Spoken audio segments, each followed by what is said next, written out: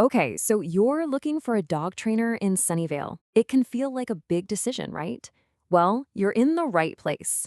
We're going to walk through everything you need to know to find the perfect fit for you and your dog right here in town.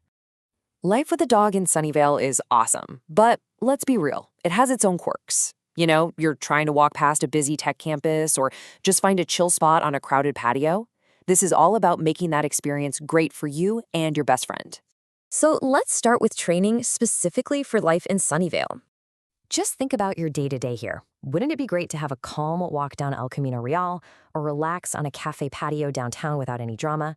A good local trainer gets this. They know how to prep your dog for these specific situations, like staying focused at the bustling farmers market on Murphy Avenue. Okay, let's talk about the single most effective method you'll hear about: positive reinforcement. All this really means is rewarding your dog for doing the right thing. With treats, praise, a favorite toy, you name it. It's not just about getting them to behave, it's about building trust. And honestly, it's what makes the new good habits actually stick around. All right, so that's the philosophy. Now let's figure out how the training actually happens by choosing your training style. You've basically got three main flavors to choose from. First up, group classes. These are awesome for getting your dog comfortable and practicing their manners around other dogs and people. Then there's private in-home training. This is perfect for zeroing in on issues that happen at home, like going wild when the doorbell rings. And finally, you have board and train. This is the intensive option for sure. Great for bigger behavior changes, but just remember, you've got to be ready to keep up the work when they come home. And here's something to think about, especially in Sunnyvale.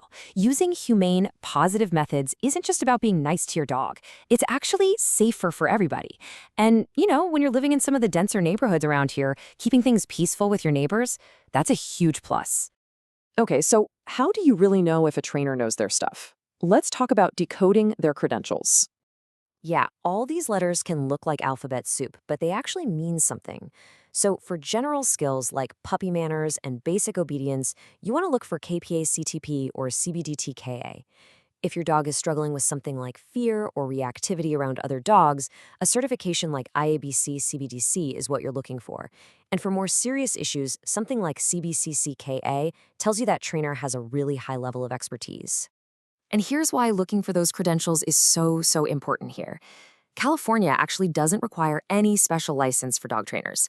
So these certifications, they're your best signal that a person has put in the work, knows what they're doing, and is committed to their profession. All right, let's get into the cost of local training. Look, we all know living in Silicon Valley isn't cheap, and dog training is right there with everything else. So yeah, you should expect to see prices that are a bit higher than the national average. So here's a rough idea of what you can expect to budget for 2025 here in Sunnyvale. A set of group classes, usually 4 to 6 weeks, is going to run you somewhere between $225 and $400. A single private lesson, probably in the $150 to $250 range, and those really intensive board and train programs, yeah, those can get up there, anywhere from $3,000 to $6,000. Hopefully that gives you a good starting point. So yeah, that $150 to $250 number for a single private lesson, that's a really key figure. It's a great way to dip your toes in or just get some expert eyes on one specific thing you're struggling with without having to buy a whole big package. Okay, you know what to look for, you've got a budget in mind. Now let's talk about your pre-hire checklist. So when you get a potential trainer on the phone or in a consultation, you're going to want to have these questions ready. Definitely ask about their methods and philosophy. Ask about their certifications and if they do any continuing education. A big one is, how will they customize a plan for your dog's specific needs? And, of course, get a clear breakdown of the total costs. No surprises. And finally, ask them, how do we know we're making progress? And hey, just a quick heads up on some key local rules here in Sunnyvale. Remember, you need a 6-foot leash pretty much everywhere in public, unless you're in a specific dog park. Every dog over 4 months needs an annual license from the city. A rabies vaccine is required by state law. That's a big one. And yeah, believe it or not, excessive barking can actually get you in trouble under the Sunnyvale Municipal Code. So something to keep in mind. So you've put in the work with a trainer. Now for the fun part, practice in Sunnyvale's parks. We've got some really great spots around here to practice. The dog parks at Les Palmas and Baylands are awesome for working on that recall off-leash in a safe space. The Sunnyvale Bay Trail, it is perfect for practicing loose leash walking when you've got bikers and runners going by. And if you want a really nice leashed hike to work on focus, you've got to check out nearby Rancho San Antonio Preserve. So, after all that great work, what's the first place you're going to go to show off those new skills?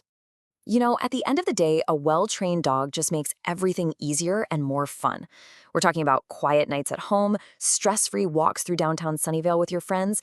It just builds a better bond between you two. Good luck with your training.